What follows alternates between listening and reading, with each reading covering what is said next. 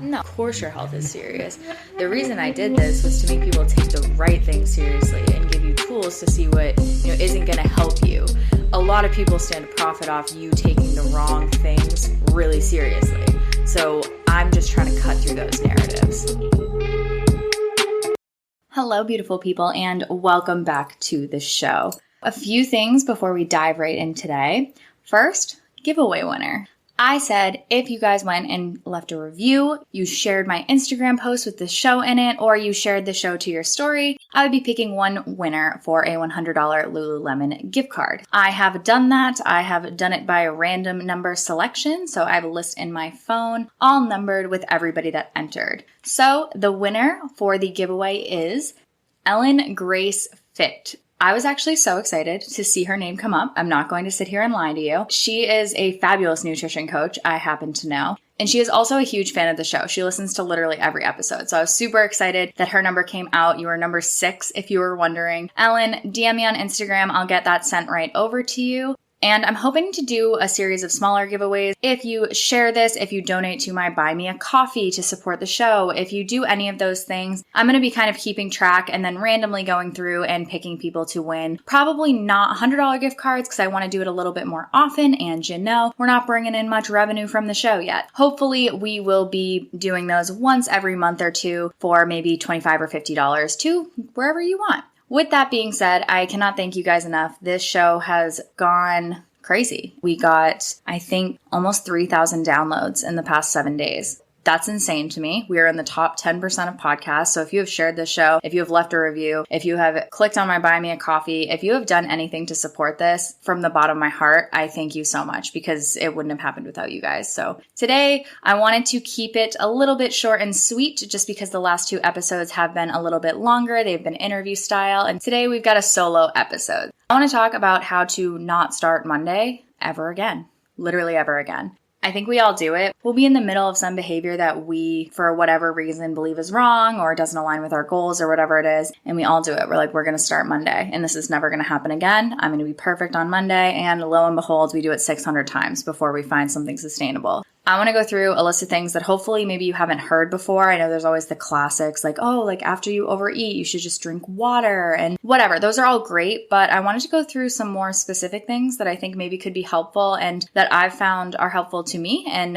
the overall plan that I've created for myself and the ways that I've helped different clients. Without further ado, let's dive right into it. First of all, if you are an athlete or any sort of competitor, we need to figure out your why. And if you find yourself starting again Monday and you're trying to be very competitive, that's going to be probably a separate podcast just because I'm talking about people that are trying to find a sustainable plan. They're trying to be healthy. They're not trying to compete at any super, super high level and they just need a little bit of help getting on track. If you are highly, highly competitive, you're trying to compete nationally or internationally or whatever. If you're finding yourself super back and forth, you maybe need to reassess why that is and why competing or whatever you are doing currently in training is not giving you that drive. We'll definitely go through that at some point, but for today, in general, most people get in on a plan and they're all in, like they're 1,000% in. And then it gets hard and they're like, fuck this, because it sucks and it's hard and doing hard shit sucks. There's no way around that. Everybody is always saying make it sustainable or you have to be able to maintain it. And honestly, most people are like, okay, yeah, but like, what the fuck does that mean? Like, where do I go from there? I find myself saying that a lot. So I want to make sure that I never just throw that phrase out and I don't have anything to back it up. Making things stick is going to be for most people about working in strategies around the life you are already living. It's not going to be about some massive overhaul. It's not going to be some gigantic change that you're going to try to cram into your life and make it fit. Because most of us are at least young adults, if not full-blown adults with kids. You're not going to completely, like, I hope, ditch your family, move to a remote area and work out 24/7. You have to make it fit with the life you already have. The first tip that I have is to not use willpower and to create an environment instead that helps you succeed. If you are using willpower is finite. You only have so much of it. If you've ever tried to make a decent decision at the end of a super long work day where you're super stressed out, you'll know exactly what I'm talking about. There's not a lot of willpower left at that moment. Instead of relying on that willpower, I want you to create an environment in which you don't need it. If that means clearing out all the junk food from your cabinets, if that means putting a water bottle in front of you where you normally sit down to do your work, already ready to go, great. However, I also do understand that people live with other people. You don't live in a vacuum. All I want you to do is pick the things that are the biggest obstacles and position them in your life in a way that is much harder to access. If you are totally fine with most junk food, but Oreos get you, like you will eat the entire thing of Oreos, I want you to go put the Oreos in the garage on top of a fridge. And they're still going to be there, and that's fine, but they're going to be a little bit harder to get to, and it won't be such an automatic thing going to the pantry, grabbing them, sitting down, and then before you know it, you look up and all of them are gone. You don't even really remember grabbing them. I want it to be a conscious decision. You go out to the garage, you pick 4 Oreos out of the container, you seal it back up, you keep it in the garage, and then you go back inside with just those. And then if you want more, you have to consciously get up and go get more. You can do this with almost anything. You can make it so that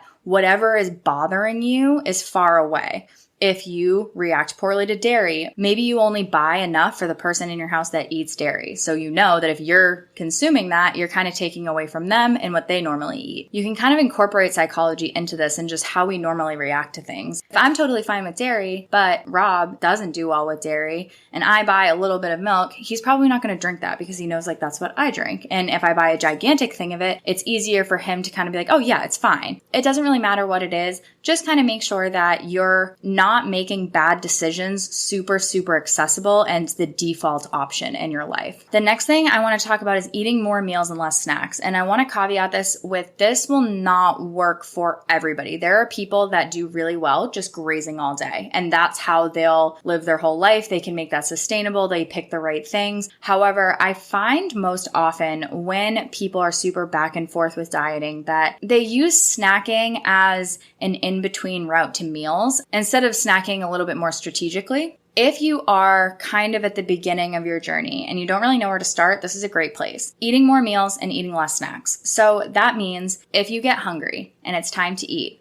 what I want you to do, instead of just kind of grabbing something from the cabinet and eating that while you decide what to have or whatever, I want you to include everything that you want within a plate. If you want snacky type foods, like you want goldfish or whatever it is, that's totally fine, but put it on your plate. You can have, chicken, rice, and broccoli and a handful of goldfish and a brownie and put it all on a plate. That sounds like a huge meal, but in reality, how easy is it to eat goldfish and a brownie in the 3 or 4 hours between meals? It's like nothing. It's so, so easy. If we include it in the meal, we then psychologically have now told ourselves this is a huge meal. You've now also eaten everything that you decided you wanted to eat thoughtfully and consciously. And then you're also going to be much more full and the grazing goes away. Like I said, brownie, goldfish, that's light work. Like there's no reason that you can't eat goldfish and brownies and then have a handful of chips and then have your kids' leftover chicken nugget. Like you can go on and on and on with snacks. If you make a definitive meal, it becomes much easier to control your calorie intake purely because you have a start and stopping point that is abundantly clear. If you need a little bit more structure, I suggest trying this and then aiming to eat about 3 hours apart. If you can stick with that, I bet you'll feel more full on much fewer calories than you may normally eat just because of the way your day is structured. Kind of bouncing off of the first tip, make the right thing to eat the easiest thing to eat. If you buy a bunch of fruit and you stick it in the back of the fridge or in a drawer and you only notice that fruit when it's a week later and it's gone bad, that's not a great strategy to eat the best thing and make the best thing the easiest thing to eat. Put the healthiest things and the things that align with your goals the most towards the front of the fridge. Put them towards the front of the cupboard. If you buy something like the Oreo example, make sure you put those in the back or put them in the garage. Don't make them front and center because it's going to be super easy. When I used to do consults, one of my baseline things is any sort of food that is out and easy to grab, candy bowls or chocolates or display cookies or anything like that, get rid of them. If they're in your line of sight, you are going to eat them much more often. This is proven over and over and over. If you have something that is not aligned with your goals, that is crazy easy to grab,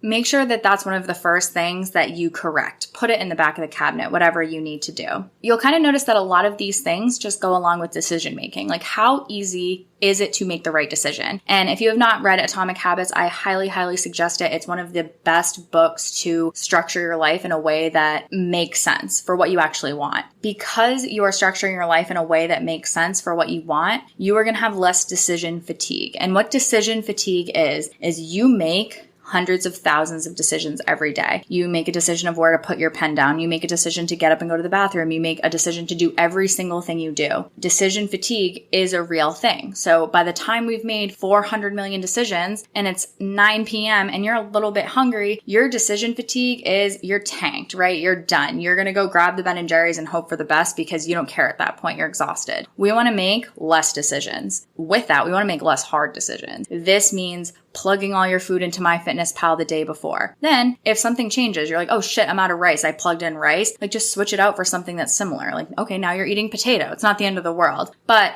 having a plan that is already set in place that you already made the decisions for makes it so much easier to stick to. Don't make yourself make hard decisions at night. Maybe you have a rule that you're allowed ice cream during the day, but after 7 p.m., you don't have ice cream purely because you know that your portions are massively different after that time. Getting to know yourself is the biggest and best and most effective thing you can do. But if you don't put that knowledge into action, there's really no point. Figure out what decisions are a pain in the ass to you and just correct them immediately. Make the decision so far ahead of time that you don't even question it. And get in the habit of sticking with those decisions. Stick to your guns. If you can't trust yourself, you can't trust anybody. So build that trust with yourself. One of the last things I wanted to talk about is a little bit overarching, so I'm going to go into a few different points within it. Sticking to your routine, even on days that you can't actually work out or whatever it is, this is hard. This is a weird one because it doesn't always work as beautifully as we would like, but hear me out on this. For example, people that only work out 2 to 3 times a week. That part of their day is not routine, right? Because most days they are not doing that. Therefore, every time they make the decision to go to the gym, it is a real decision. It's contributing to decision fatigue. It is something that they have to actively do, right? If people go to the gym 4 or 5 days a week, those 2 days that they don't go, those are an anomaly, right? Those are not their norm. If you are someone that falls in and out of good habits really easily, like going to the gym, I think it's just the easiest example. I want you to make a routine that there's always a slot for that. What I'll have a few nutrition clients do is even if they are not working out on a certain day, they'll still come to the gym and they'll stretch for an hour, or they'll just hang out, or they'll do some like super light, like walking, and then get on a bike at a super slow pace, like just moving around during that time. Nothing that could constitute as a like quote unquote legitimate workout, but they're keeping in their routine. And every single time they come to that gym and their alarm goes off and they go anyway, they're solidifying that habit and making it easier for next time. If you can keep your routine as similar as possible, even on the days that you don't have to work out or you don't have to do whatever, it's going to make a massive difference because it becomes second nature. This is also super, super helpful if you are someone that struggles with sleep. If you can get to bed and wake up within the same hour or so every single day, so between 7 and 8 in the morning and between 9 and 10 at night, every single night, your body learns these things and it learns that, okay, around 9-ish, all of a sudden, you're going to start to feel a lot more tired, really naturally. I always explain this with the bathroom analogies. Like, you can be totally fine. You kind of have to pee. And then all of a sudden you get within like a foot of a bathroom and like you have no ability to hold it anymore. That is because your brain associates that room with having to go to the bathroom. If you associate walking to the kitchen at 7 p.m. with eating a tub of ice cream, the more times you do that over and over and over, the more this habit is going to be solidified. And we want to make sure that every single time we take an action, we are voting for the right habit. Every single vote counts. Every single time you get up when your alarm goes off, every single time you don't go and eat that ice cream, every single time you make the correct decision for you is a vote. And you're gonna solidify that habit. It's going to be much easier the following time. The kind of overall arching theme of this entire podcast is you really shouldn't have to start. And I know that sounds stupid because you do have to start, right? You should never really have to start again. Because every time you start again, you're telling yourself that none of your efforts counted. And that's not true. As long as you don't fully give up, like you decide you are never ever going to take a singular step towards your health and fitness goals ever again, that's the only way to fail. There's no failing if you fall off for a weekend. You're not off the bandwagon. There's no bandwagon. You're just trying. Every single time you make a decision that's a little bit better than you maybe normally would have, that counts. And just because all of a sudden it's Friday and then you made a not so great decision after that doesn't mean that that decision didn't count. If you need to think of it numerically, I think that can help. So if you go and you order the salad instead of whatever you wanted and you save yourself 600 calories, right? And then the next day, it's a Saturday, and you go and you get ice cream, and maybe that was 300 or 400 calories, and that was maybe a little bit more than you wanted to have. So you're up about 300 or 400 calories from where you maybe wanted to be. If you put those together, you're still in the negative 200 calories, right? And that still counts. It's not like that effort goes away. If you do this over and over and over, and you make good decisions despite your bad decisions, I promise you, you will still see so much return on those efforts. The 1% really count. That's not a fun or sexy or sales worthy thing to say. It's not, I can't really sell you doing all the little things, going to bed a half hour earlier, or not being on your phone right up until you shut your eyes, or making a slightly better decision at a restaurant to save 100 calories or whatever it is. I'm never going to be able to sell that because that's not like fun and exciting, and the returns aren't instant, and we're human. We love instant gratification. But if you can swallow that for a hot second and just try to make the best decision that you can at any given time, think about how many decisions and how many calories or how many whatever you need to quantify it with. Think about all of that added up by the end of a year.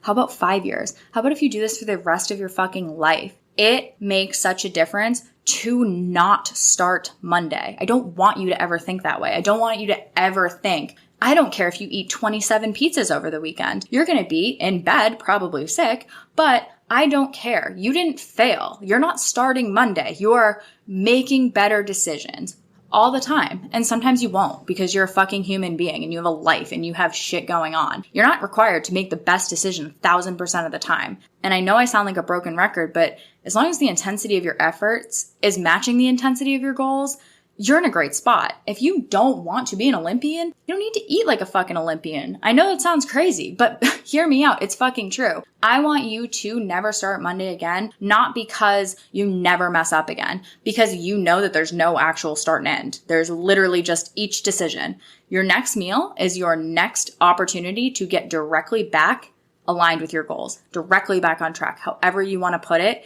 it's your next meal. It's not Monday. It's not next month. It's not the fucking new year. It's none of that shit. I know that there are certain things that maybe you need to get out of a slump, or maybe you need to feel a little bit like your fittest self again. And I totally understand that. And I will do an episode on kind of how to get out of a rut. It's not really getting out of a rut that I'm talking about. I'm talking about the complete on and off yo-yo of, fuck, here we go again. I did X, Y, and Z. There's no starting Monday. There's just your next meal. And what decision are you going to make that's going to make your next meal just a little bit better and a little bit more aligned with your goals? I'm keeping it short and sweet today, as I promised. So please continue to share these episodes. Please continue to tell your friends. Please continue to rate and review. It means the world to me. This has been one of the coolest things ever to watch this grow so rapidly. I never, ever, ever thought that would happen. I don't even have words. It's so, so cool to watch. So I appreciate it. You're inflating my ego. So I appreciate that. If you want to hear anything on the show, if you want any certain topic talked about, please send it through to me because I would be more than happy to do that. Until next time, have a wonderful rest of your day, guys. Bye.